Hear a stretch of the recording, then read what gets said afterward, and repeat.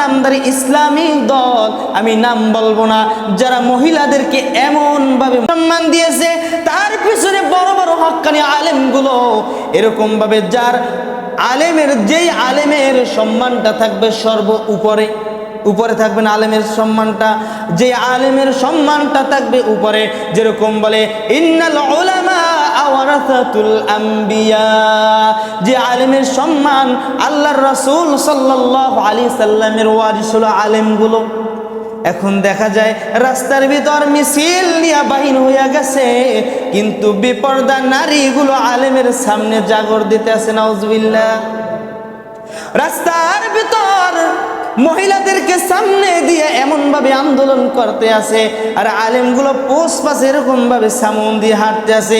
আল্লাহ রাসূল সাল্লাল্লাহু আলাইহি সাল্লাম তো বলে নাই তুমি মহিলা নিয়ে আন্দোলন করবা, দেশকে তুমি নিরাপদ রাখবা, মহিলাদেরকে রাস্তায় নামাইয়া, বেপরদায় রাস্তায় নামাইয়া তুমি মহিলাদেরকে নিয়ে আন্দোলন করবা। এটা কোনো রাসূলের আদর্শ হতে পারে না। দাবি করে আমি মুসলমান, ওদিকে মুসলমান না, মুসলমান ঠিকই নামে মুসলমান, কিন্তু কামে মুসলমান না।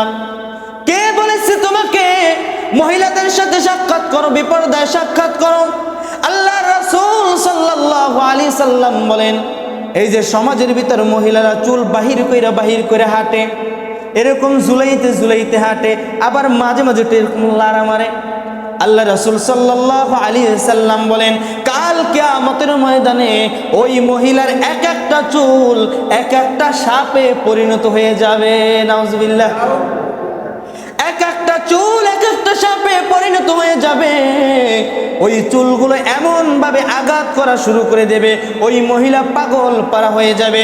এই জন্য আল্লাহ রাসূল সাল্লাল্লাহু আলাইহি সাল্লাম বলেন, ও আমার মা বোনেরা, তোমাদেরকে আল্লাহ তাআলা এত পরিমাণ সম্মান দিয়েছে, এত পরিমাণ সম্মান দিয়েছে।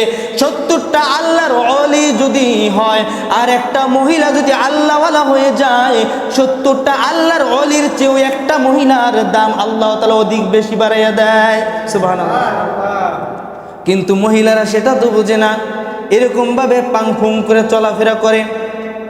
আল্লাহ রাসূল সাল্লাল্লাহু আলাইহি সাল্লাম বলেন, জাহান্নামের আগুন জ্বালানোর জন্য লাকড়ি লাগে, দুনিয়ার আগুন জ্বালানোর জন্য যেরকম পাতা লাগে, লাকড়ি লাগে, ম্যাচ লাগে, এরকম ভাবে আগুন জ্বালাইতে।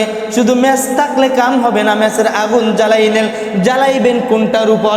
সেই জন্য একটা কাঠি লাগবে, অথবা কাঠ লাগবে, অথবা কোনো কাপড় চোপড়, অথবা কোনো কাগজ লাগবে না?